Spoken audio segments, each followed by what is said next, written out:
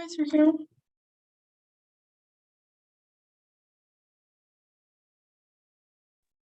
Good afternoon, Miss.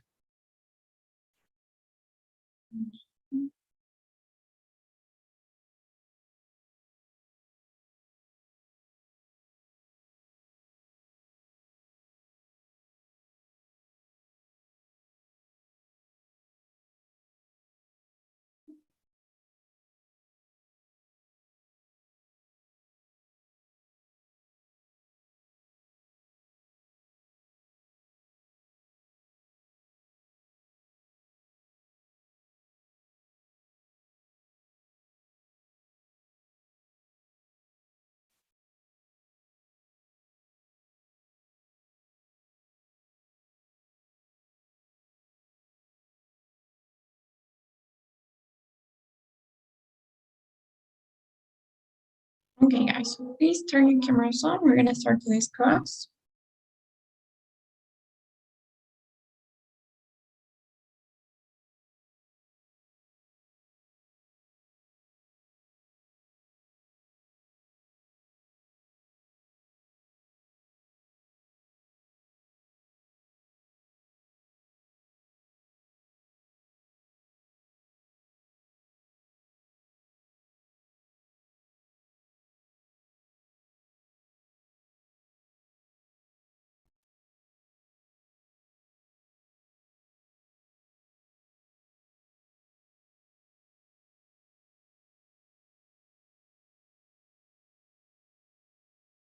You guys, please, your cameras.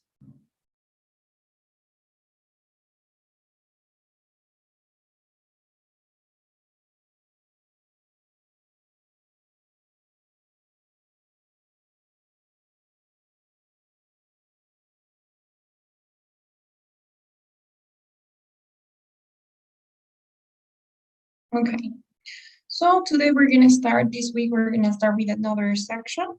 Last week on Thursday, we finished the listening section. And right now we're gonna start with the speaking section, okay? Let's see what the speaking section looks like. So first of all, the speaking section, I think with some of you guys, we have seen the writing section, right? So it's similar to the writing section. How? In the speaking section, it's not all about speaking. You will have two different types of tasks. You will have independent questions or independent tasks, and you will have integrated tasks as well. Now, what is the difference between independent questions or integrated questions? Basically, independent means it doesn't depend on anything, right? So what you have to do in the independent question is basically speak, answer a question, and you're going to speak based on your own ideas, on your own thoughts. Everything will be about yourself. You know, it doesn't depend on anything. That is the reason why it's called independent. And finally, the other types of questions that you get, the integrated questions, are exactly the opposite. So in the integrated questions of the speaking section, which we're going to be seeing starting next week, you will have to always summarize something. As you can see here, you summarize a conversation, you summarize a lecture, an article, or you summarize a lecture. So in the integrated questions, you guys will have to summarize something. So your answers are gonna depend on something else, on another content. And in the independent one, you don't have to summarize anything, you just have to speak about you, okay? Now, we are gonna be seeing the independent question only today and this week. Okay, so we're gonna focus specifically on the independent question of the speaking section, which is question number 1. Now, how many questions do you guys see on my screen? How many questions do we have in the speaking section?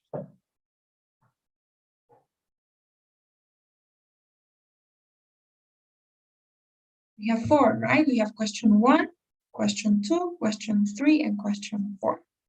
We are going to see the 4 of them, and today we will start with question 1, which is the independent question. Okay? Do you guys have any questions before we start with this? Okay, guys, let's keep this part. Okay, and I think we have talked about this with some of you guys. So basically, The way that they evaluate your responses, these are the rubrics that they use. And I think that we've talked about it with all of you guys, right? Because I think that your group has started when we were looking at the last speaking section. But anyways, just to review, we have three big categories here that tells us how they evaluate your response. The first one is topic development, which basically has to do with what you say, right? The first one has to do with what you say when you're speaking. So whether what you're saying is coherent, does it make sense? Are you using the right amount of time? Are you being redundant? Are you repeating too much the ideas? Are you giving enough details, enough examples? Are you being specific? Are you supporting and developing your response correctly? Are you justifying what you're saying? Are your ideas connected? How do they flow? Do they flow easily? Do you have a structure? How's the progress of your ideas? Basically, topic development is what you say, how coherent it is, how well you manage your time, how developed your response is, how deep it is, and how well connected it is. Okay? So that is the first big category that you have to meet. The second has to do with how you say it, because at the end of the day, this is speaking, so you need to be able to express your ideas. You don't only need to have good ideas, but you need to be able to express them correctly, right, in an appropriate manner. So that is delivery, how you deliver, how you give your response, how you speak. So this has to do with how clear you speak, with how understandable what you're saying is, with how you articulate the words, with how you emphasize certain words by putting a stress on them, how your intonation goes, are you raising your voice sometimes, are you just at one linear way speaking, you know? So how understandable, how easy to follow your response is, and obviously how fluent you are. Do you make a lot of pauses? Do you stop to think too much? Are you using too many filler words? Are you saying all the time? Are you, I don't know, making big pauses in your response? So how the flow goes, you know? That's basically delivery. And finally, last one is language use, which has to do with the tools that you use. This is basically two things. Vocabulary, which is the range of your vocabulary. Are you using the vocabulary for a basic student, for an intermediate student, for an advanced student? Are you using appropriate vocabulary? Are you using appropriate expressions, appropriate idiomaticity? Does the words you're using go well together?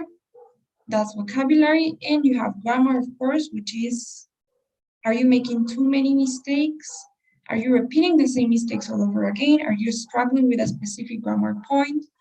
And are you showing enough grammar variety?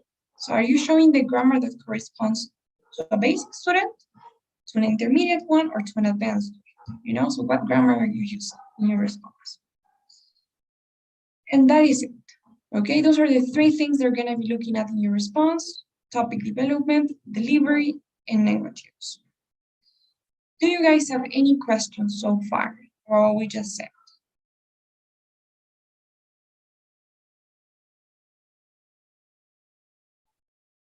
Any questions?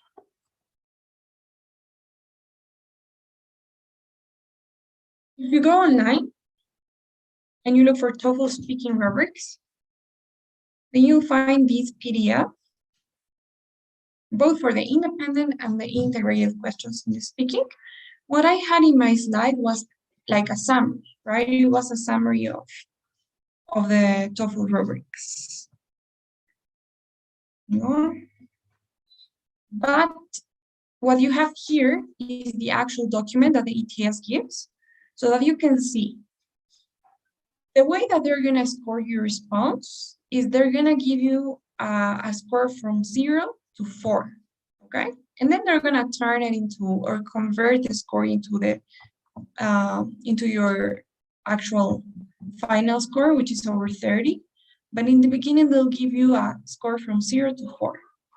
And as you can see here, you have a description of how you have to have your response in order to have these scores.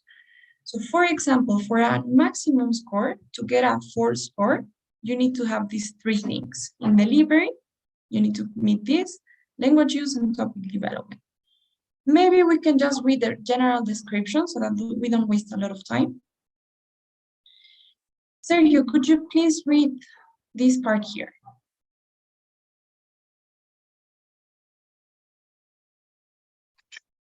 And the response fulfills the demands of the task without the most minor lapses in completeness. It is highly intelligible and exhibits sustained coherence. The scores our response at this level is characterized by all of the following. Okay, thank you. And then they explain what exactly you need to have in all of the three categories that we described, right? Which were delivery, language use, and topic development. So if you want, you can take a time to read this document. It's on the ATS website. And it will give you an idea of what they're expecting and what score you can get depending on what you do. So as Sergio read, if you want a top score, then your response needs to fulfill the demands of the task. Basically, that means you need to answer the question. If they tell you what's your favorite song, you need to answer directly. This is my favorite song because of this reason and so forth. Right? So you need to fulfill the demands of the task. You need to do what they say. They say with at most minor lapses in completeness. That means that it should be very complete, right? It could only have a few details missing, but it should be very well developed. You should have enough ideas, enough examples, enough details supporting your response. It should be complete, it should be deep. Then they say it is highly intelligible and exhibits sustained coherent discourse. So highly intelligible basically means it is easy to understand. You know, the person speaks in a way that is clear, that is easy to follow, that is not tiring, that is like well intonated, well articulated, and so forth.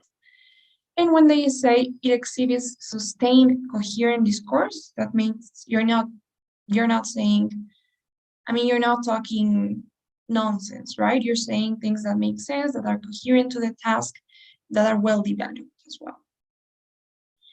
And then they explain everything else, right? So that's what you need for a score of 4, which is gonna get you the top score in the independent speaking. Okay, guys, do you have any questions about that part?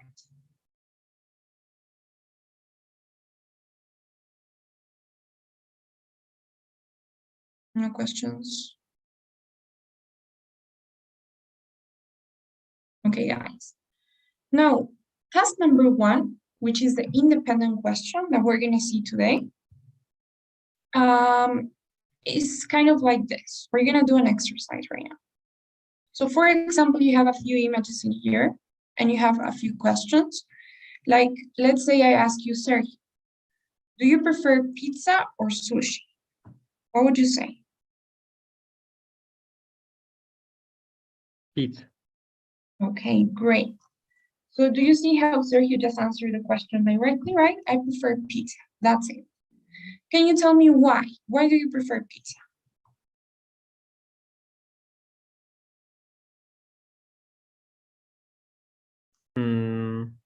I prefer pizza because I don't like fish. Okay, great. So Sergio prefers pizza because he doesn't like fish. Great. And sushi has fish in it. What's your favorite pizza?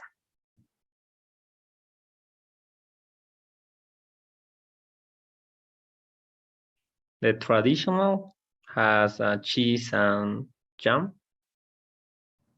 Great. So that's basically what you guys are going to have to do for this task. You will have a question like this that asks you, do you prefer this or that? Do you think this is better or that's better? Do you agree or disagree? So you always have a question and they give you options, right? You have option 1, pizza, and you have option 2, sushi. And what you guys will have to do is basically choose one side. You have to pick a side as you have here. In this case, for example, Sergio picked pizza, right? And that side needs to be really strong. So Sergio wasn't like, I don't know, I like both. Or I think that sushi is better for some occasions, but pizza is not bad. Right? So he was really sure. It was like, I totally prefer pizza over sushi 100% of the time. So that's what you need to do. When you are answering the questions they give you, you need to show strength in your response. You need to choose a side and do it strong. Okay, you can never be in between. And then you need to complete or support your response. You cannot just say, I like pizza and leave it there. You need to, as the rubric said, right, you need to sustain and develop and justify what you're saying. So you're going to include reasons to support your argument. And you're going to say, well, the reason is because I don't like fish. And you need to present these details that Sergio gave. So you need to talk about the specific details like cheese and jam. And I like this pizza. I don't like this sushi. I like this restaurant. I ate pizza this day. And you need to present details. As you can see, we have 3 layers, right? We have layer 1, layer 2, and layer 3. We have opinions, we have reasons, and we have details. And that's what you will need to have in your response. Okay? So, Micaela, what if I tell you, do you prefer calls or text messages? I prefer calls. Great. And can you tell me why? Because I like to talk. Like to talk, okay? And I think we And have better communication with calls. okay, I like that better. It's a little bit more objective, your reason. Now, what details could you give for that?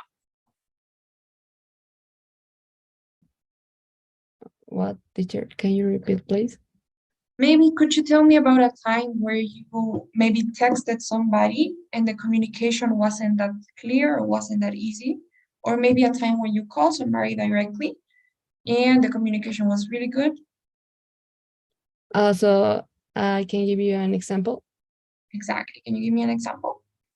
For example, when you are fighting with a friend, and Okay. I think if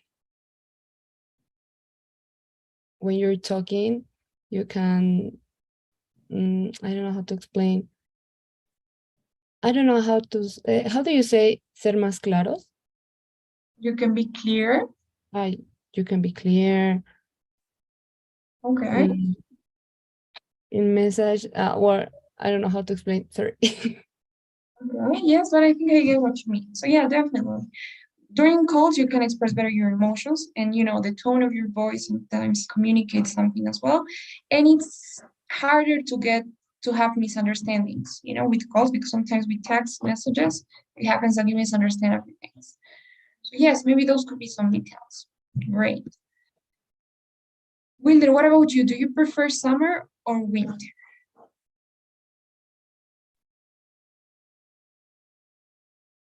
I prefer winter, Okay, and why winter?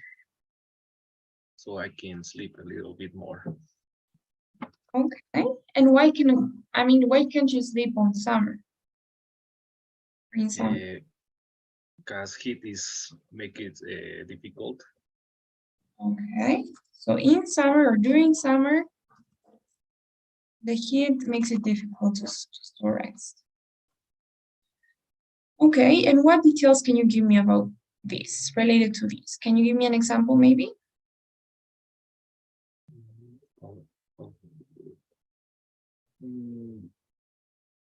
During winter, I sleep a little bit more and I do a little less sport. And I use more the heater to get warm. Okay.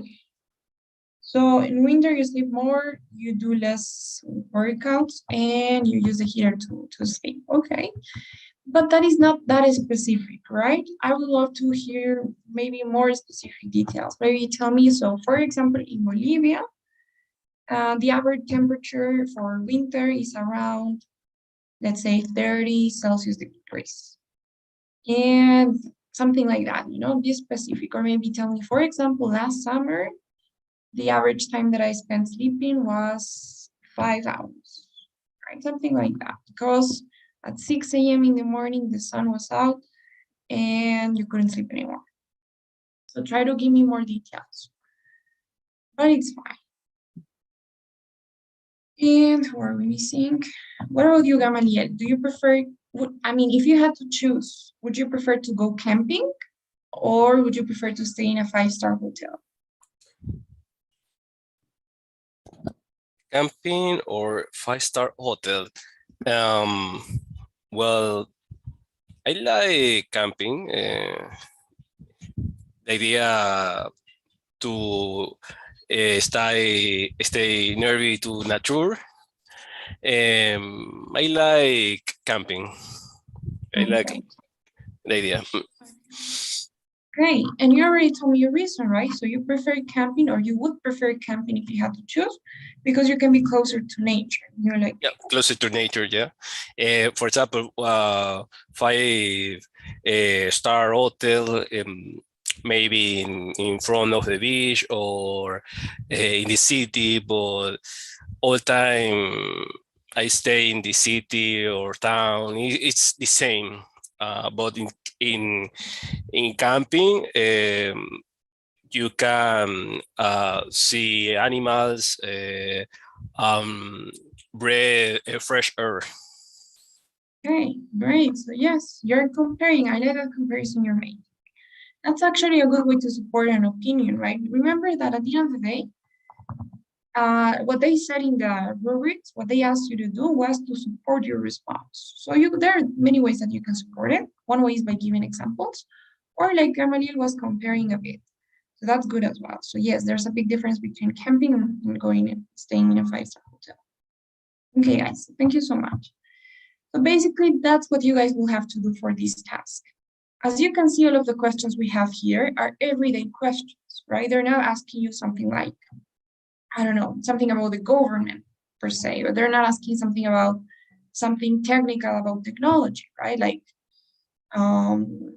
something that you wouldn't know, right? They're just asking casual everyday things that you could find in a conversation with your friend, right? These are things that maybe you discuss when you're speaking to a friend.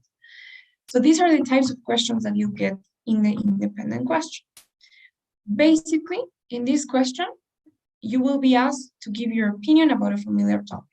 So they will give you a question about your opinion, just like the one we had. Do you prefer pizza or sushi? You always have 2 or 3 options, like, do you prefer pizza or sushi? Do you think this is better or that? Do you agree or disagree? So you always have 2 options. Sometimes you can have 3. Do you prefer pizza, sushi, or hamburgers? But you always have specific choices. And what you need to do is you can never waver between the options. That means you cannot go in the middle. You have to be strong. You need to choose one and support it with reasons and examples. You will have the question on your screen, and you will also hear the question because somebody's going to read it for you. So you will have the question, you will hear it, and after you hear the question, you will get 15 seconds to prepare your response and 45 seconds to speak. Okay, 15 seconds to prepare your response and 45 seconds to speak.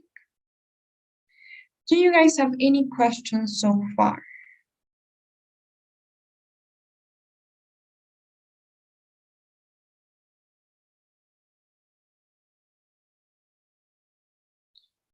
Now, when I was telling you these are going to be about everyday topics, these are usually the ones that you get. So as you can see, the majority of times, this is about 75% of the time, you get one of these, the one that you have in this box. So they are going to ask you about work, about education. So that is academic life, high school, college. They're going to ask you about relationships. So it could be relationships with friends, romantic relationships, relationships with family members. They ask you sometimes about recreation. So things like going on vacation, playing video games, watching TV, reading books. They can ask you about traveling. So let's say, do you prefer to travel alone? Or with somebody else? Or they could ask you about lifestyle and health. Okay, so that means like Do you prefer, would you go vegan or not? Do you prefer to work out once or twice a week? Do you think that it's important to force children to, I don't know, have PE at school? So those are the things that they could ask you about most of the time. And sometimes they ask you about maybe more complicated topics like technology, maybe the effects of social media, maybe if you prefer like tablets over computers. Sometimes they ask you about finance decisions, like do you prefer saving your money or maybe spending it all right away?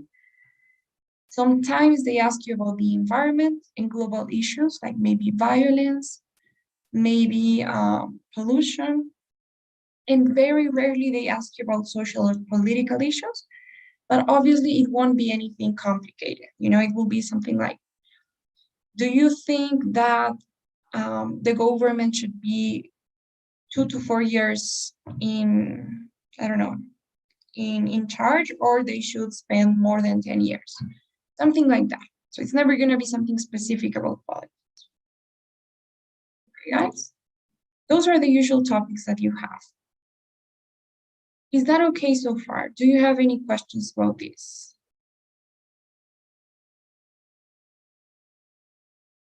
Nope. Okay, guys. So let's look at this example here.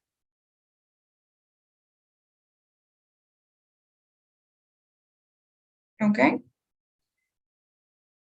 Wheeler, could you please read the question we have?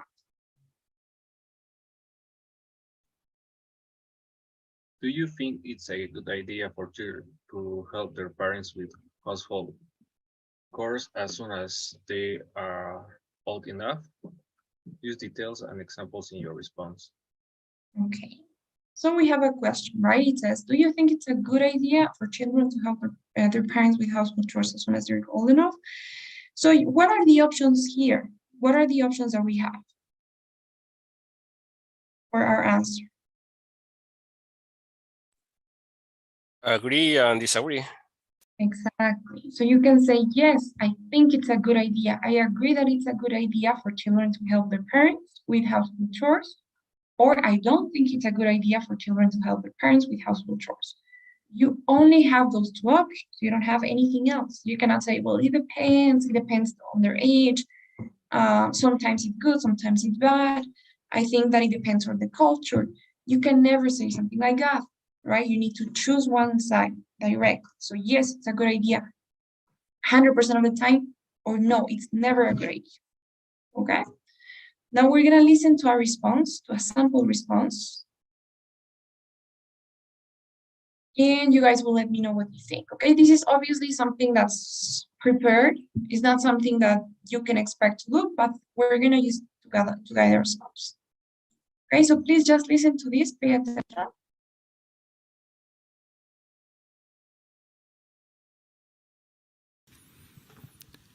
I think it's a great idea for kids to do household chores as soon as they're old enough. First of all, this can teach children some really valuable skills that will come in handy later in life. For instance, I was responsible for cooking breakfast for my little brother every day before we went to school when we were both kids. As a result, when I went away to college as a teenager, I stayed really healthy because I could cook my own meals instead of always going out for fast food like my friends and classmates. Secondly, parents and children can do household chores together, and this gives them a chance to bond. You know, as they work on things like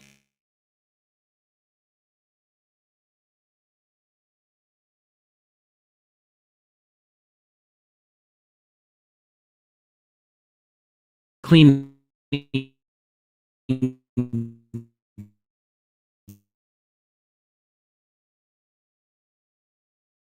dishes or cooking food, they can chat and the kids. What do you think about that response we just heard?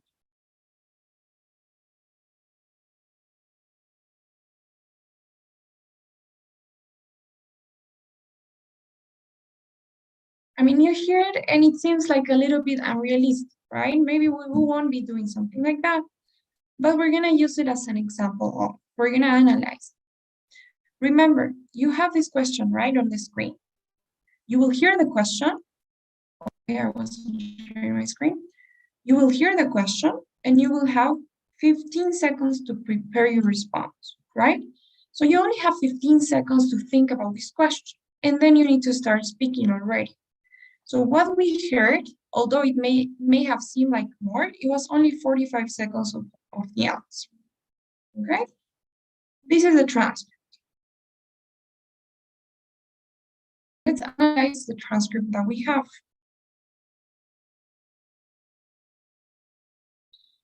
First of all, we have this sentence that says, I think it's a great idea for kids to do household chores as soon as they're old enough, right? What does that look like? What is that? Do you remember the question? The question was, do you think it's a good idea for children to do household chores as soon as they're old enough, right? Or it was something like that. It was, do you think it's a good idea for children to help their parents with household chores as soon as they're old enough? That was exactly the question. So what is this first sentence that we have in here?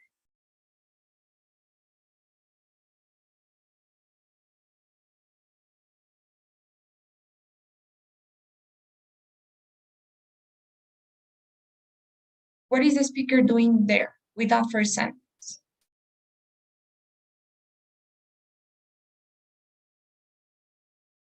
The speaker is answering the question, right? In the first sentence. The question was, do you think it's a good idea for children to help their parents with household chores as soon as they're old enough? And in the first sentence, the speaker is directly answering the question and saying, yes, I think it's a great idea for kids to do household chores and so forth. So that answer to the question is the introduction of his response. He's introducing his response by answering the question. And do you guys think that this answer is direct? Is it easy to understand, to know his point of view by reading the sentence? Do you already know his opinion? Yes, right? We know his opinion already because it's pretty clear. He's not trying to make it too complicated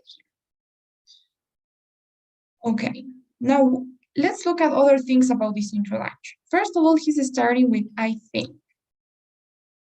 This phrase, one thing that I like about this introduction is that the question was, do you think? That was the question, right? Do you think it's a good idea? So he is directly answering, yes, I think. So he's using the same verb as in the question, right? Do you think? I think. Honestly, guys, I recommend that you do this. So when they ask you, do you think? Then you say, I think. When they ask, do you prefer? You say, I prefer. Do you agree? I agree that. So try to answer using the same verb because it makes it more direct. That's one tip I'm going to give you from now on. Now, second thing he's doing, he's summarizing the idea a little bit because the whole idea was, is it a good idea for children to help their parents with household chores? So he's not saying, I think it's a good idea for children to help. He's summarizing it, he's shortening it a bit because obviously he doesn't have a lot of time. And he's also using some synonyms, right? Because he's not saying, I think it's a good idea. He's saying, I think it's a great idea. I like the word great more than the word good because it's stronger, right? If I said, I think it's a fantastic idea for kids to do household chores, do you see how I'm emphasizing on the word fantastic, right? I'm saying, I think it's a fantastic idea for kids to do household chores. I'm raising my voice in the word fantastic. And that's even stronger if I just say, yes, I think it's a good idea, right? I think it's a fantastic idea for kids to do household chores. I think it's a great idea. I think it's an awesome idea. So with those words, with those adjectives that you should have as vocabulary, he's making it stronger. His opinion is stronger than if you just say it's a good idea. And he's also paraphrasing and showing more vocabulary, right? And you could even use better words than great. He's also paraphrasing the word children, and that's it. And the good thing is that he's answering directly the question, right? Do you have any questions so far about what we're saying? No? Okay. So what do we have next? Then he says, first of all, this can teach children some really valuable skills that will come in handy later in life. What is that?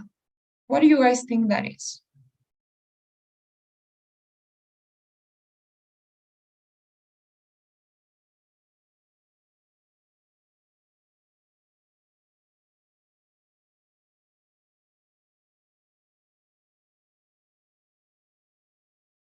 What's that? That's his first reason, right? So he is agreeing. He says that it's a good idea for kids to do household chores, but he cannot just say that without justifying. So he's giving one reason. He's saying, first of all, this can teach children some really valuable skills that will come in handy later in life. So what about this reason do I like? First thing, he has a nice transition. He's saying, first of all, do you remember how one of the rubrics was, are your ideas well connected? That basically means that you're using enough transitions and the correct ones. So he's meeting that criteria. And second, when he's giving his reason, he's showing a strength. Again, it is clear, it is short, it is just one sentence. It's clear, it's easy to understand, and it's strong, right? Because he's not like, first of all, I think, or I would say that this could teach children valuable skills or some skills, right? He's not like doubting himself. He's going directly. This can definitely teach children some really valuable skills that will for sure come in handy later in life. So he is stating almost like a fact, right? He is sounding really sure about what he's saying, about his reason. And this is one reason why he feels this way, right? Why he thinks that it's a good idea. It's just one sentence. What do we have later? We have, for instance, I was responsible for cooking breakfast for my little brother every day before we went to school when we were both kids. As a result, when I went away to college as a teenager, I stayed really healthy because I could cook my own meals instead of always going out for fast food like my friends in class. So what's that?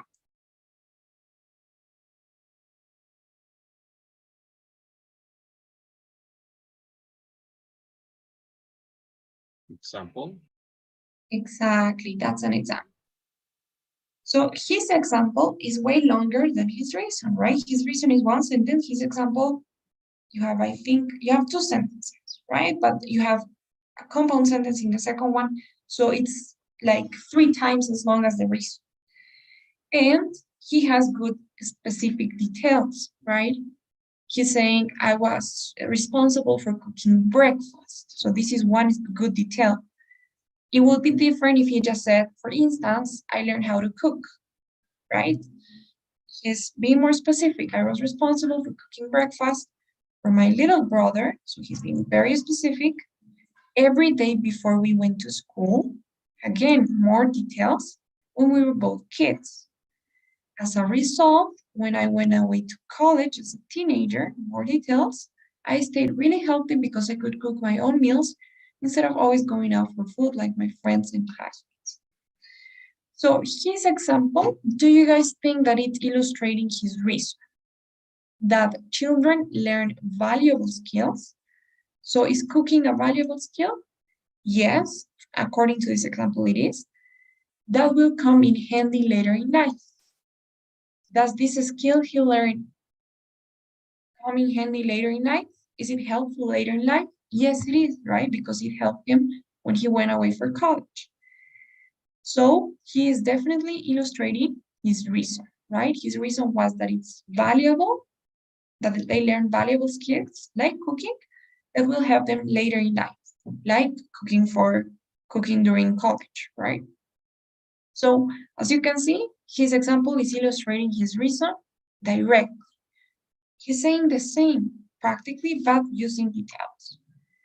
And if you guys noticed, he has really good transitions too, right? He's saying, for instance, which means, for example, as a result. He's not saying, so, when I went away, he's saying, as a result. He could even maybe change this because for something else, but it's fine. What else? What else do I like about this? I like the grammar that he's using. Do you see how he's using the past tense? First, he's using the simple past tense. I was responsible. When we were both kids, when I went away to college, I stayed really healthy. I could cook my own meals. So he is using more than one tense. And that is a good thing when it comes to showing grammar, we said, because you need to show that you know how to use different aspects of grammar. He could have even made it better, right? Maybe if he had here like a conditional and he said, if my parents hadn't taught me how to cook, I would have, I don't know, I wouldn't be so healthy right now. Right? Or maybe I probably would have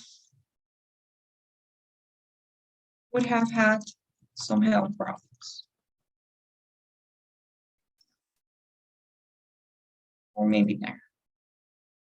So he could even add the sentence, right? Let's imagine that he says this. So if my parents hadn't taught me how to cook, I'd probably have had some health problems during college, right? Or maybe I would have some health problems right now. Or I wouldn't be as healthy as I am now. So if he said this, for example, he would have had more grammar, right? He has a third conditional in here. So that goes for grammar. Of course, I'm not telling you to use those complicated structures, but I'm just telling you this as an example, right? He's telling about a personal experience in his answer, in his example, using specific details, using good grammar and good transitions, and his example is coherent to his reason, right? So he has one reason and one example in there. Do you guys have any questions so far about that?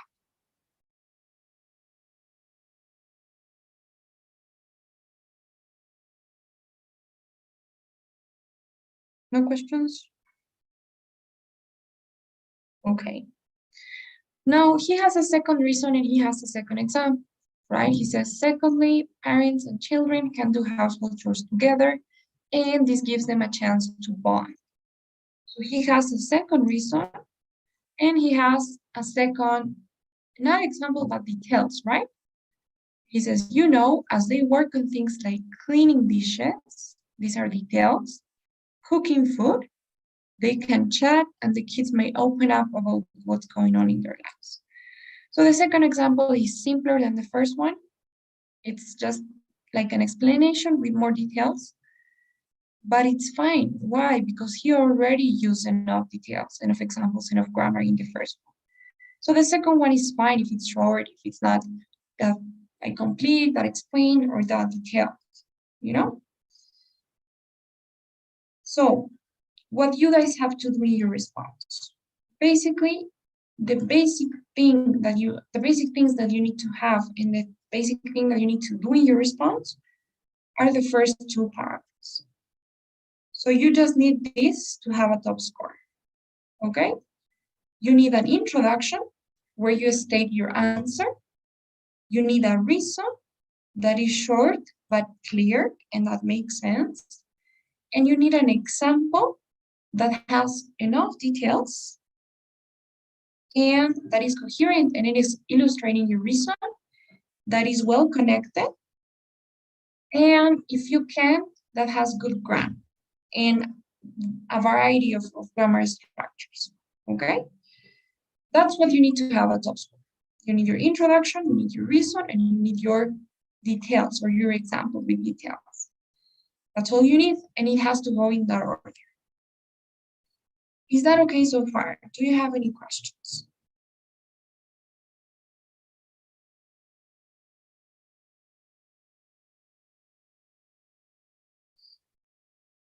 let's listen to another sample response, okay?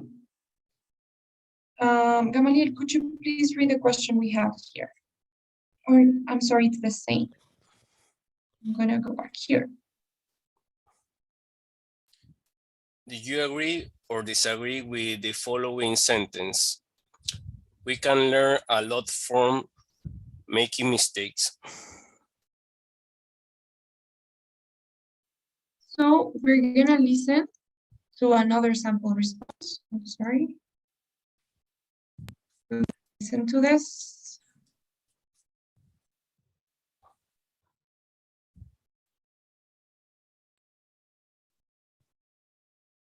Okay.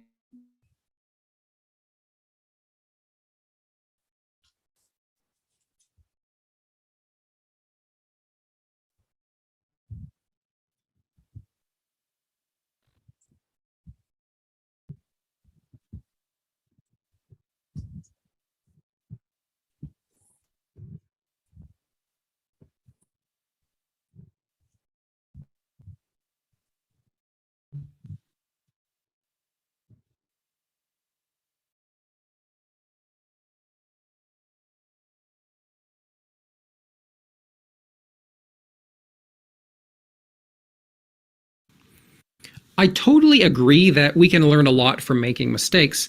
First of all, we always remember how our past mistakes made us feel, and since they usually make us feel really terrible, we try to avoid repeating them so we don't feel that way again. We also take deliberate action to avoid it. For instance, last year before my big science midterm, I made the mistake of playing video games all day long. As a result, of course, I failed the test and I felt miserable. But I learned from that it's very important to study and to prepare for tests. So the next year, during exam season, I buckled down, I studied, and I learned a lot. Okay, guys. So first of all, what was his opinion? What was his answer to the question in the introduction?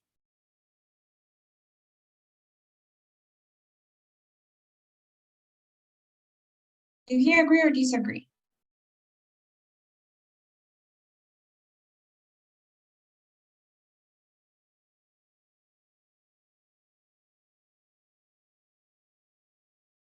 Come on, guys.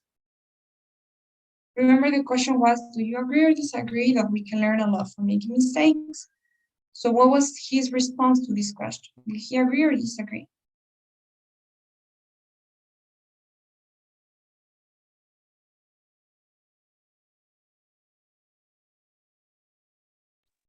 I think he agrees.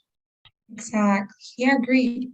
He says that he agrees that we can learn a lot from making mistakes. How many reasons and examples does he give?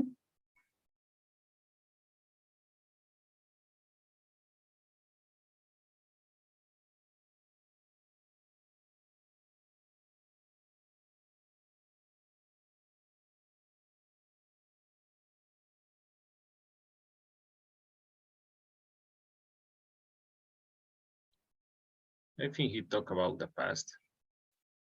Yes, that was his example. He talked about himself. So he only, in this case, it wasn't like the previous one we did. He only had one reason and one example. This is a transcript. It says, I totally agree we can learn a lot from making mistakes. That's his introduction. He has his reason. First of all, we always remember how our past mistakes made us feel. And since they usually make us feel really terrible, we try to avoid repeating them so we don't feel that way again. We also take deliberate action to avoid it. Now, in this case, since he only has one reason and one example, as you can see, his reason is way longer than the previous one, right? It's a little bit longer, but it's just one reason. And his example says, for instance, last year, before my big science midterm, I made the mistake of playing video games all day long. I failed the test, I feel miserable and sport. So this is his example. And yes, it's a personal experience. Do you guys feel that this was a complete response?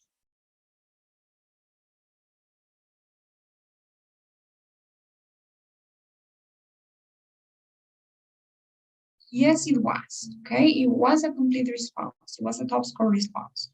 And he didn't need more than one reason and one example. So that's what I wanted to, that's where I wanted to get. You really don't need more than one reason, one example, and of course your introduction to have a top score. Do you see a conclusion in here? We don't have a conclusion, right? So this is a perfect response just the way it is, by having the introduction, one reason to support that opinion, and one example. Why? Because it has everything it needs to have, right? He's answering the question directly. I agree, then that is. He has good connectors, appropriate ones. He has enough details in his answer, right? So he's saying, last year, that's detail, before my science midterm, a detail, playing video games, another detail. His reason is coherent, his reason makes sense and explains why it's important or why we can learn from making mistakes. And his example illustrates that reason, right? He says, we remember how our mistakes make us feel. So yes, he remembered how his mistake made him feel because he felt miserable. And they try to avoid repeating them. So he did try to avoid repeating them, not to feel that way again. He took deliberate action to avoid it, right? So next year during exact season, he buckled down, he studied, and he learned a lot. So he has good grammar too, you know. So that's a complete response, okay? An introduction, a reason, and an example with enough details and good grammar and good connectors. And that's what you guys are going to be doing. Do you have any questions so far about what we did today, about these sample responses we heard?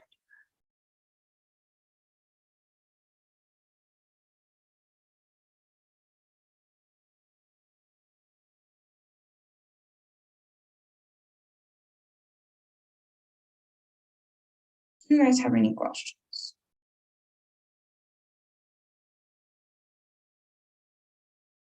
Okay, guys. Okay. So I wanted to say, well, we haven't finished today's class, don't worry. We haven't seen the template yet. We haven't practiced. We haven't seen some ideas, some tips for your responses. We have basically just focused on looking at some sample responses, but it's fine. I'm taking my time with this question because we have an entire week to work on it. So we're gonna have today, tomorrow, Thursday, and Friday to work on this question. We have plenty of time, honestly, maybe more than we actually need. So we're gonna take our time, okay? Tomorrow we're gonna be looking at the template. I'm gonna give you guys another sample response. I'm gonna do it myself. And then we're gonna try to practice, and I'll give you some feedback and some ideas for different parts of your response. I'll give you vocabulary and so forth. Okay, guys? But do you have any questions so far about what we did today?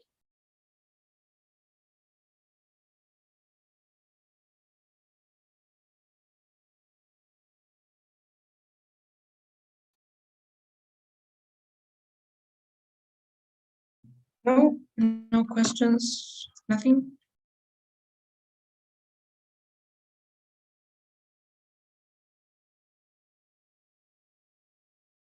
Okay, guys. Then please don't forget to fill out today's survey. I just sent it to you. You could please fill it out before you go.